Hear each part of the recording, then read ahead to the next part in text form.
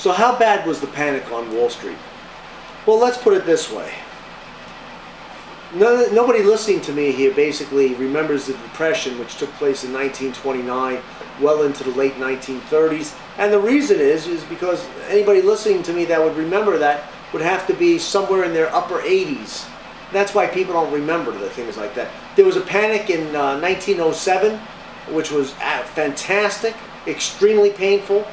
There was a panic, and they used to call them panics. Only the Depression was called the Depression, but these panics were also depressions. There was a depression in 1896, extremely painful. Matter of fact, the one in 1896 was so bad, it happened on a Friday, Good Friday, and that's why the stock market is closed on Good Friday every year. Everybody thinks that it's a holiday they give to the Christians to take the day off in Wall Street.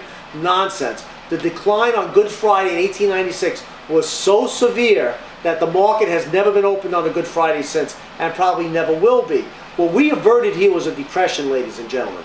That's how bad this thing was. There was a complete loss of confidence in the financial system of the United States, and our financial system was literally going down the tubes.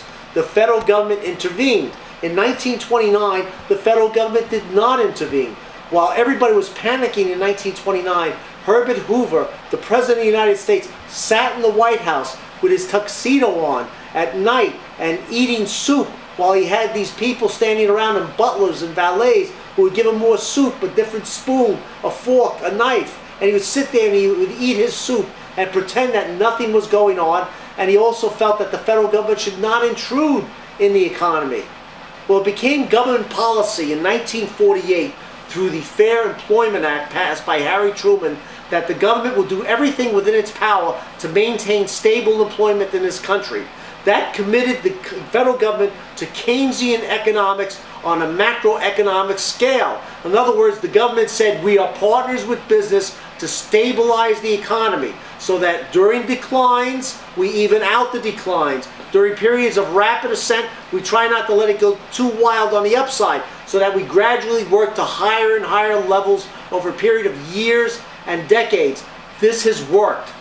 There have only been, since 1948, which is what, about 220 quarters, if every year has 4 quarters, there have been less than 10 down quarters since 1948 in this country. So Keynesian economics has worked, and it's worked brilliantly. Now, unfortunately, Republicans and Democrats have prostituted Keynesian economics over the last 10, 15 years, and they've gone full blast with deficits, deficits, deficits. Let's have a party. Let's finance it with deficit spending. This is a terrible thing. But the reality is, a democratic people only get the government that they elect, that they deserve. So we're responsible for this. And again, yes, the politicians in this country are terrible. Yes, most of them are basically incompetent. Some of them are not even well-meaning. They're just in it to make as much money as they can for themselves. They go into government poor and they come out rich. How does this happen? But this is what brings on things like a financial panic and depression, all right? We're not completely out of the woods yet. The money market could have taken us down into a depression. This real estate bubble can still do it, but it looks like the federal government is starting to put its hands around it. George Bush, who was totally asleep at the switch, seems to have woken up. But, you know, thank God there's only a few months left of that administration.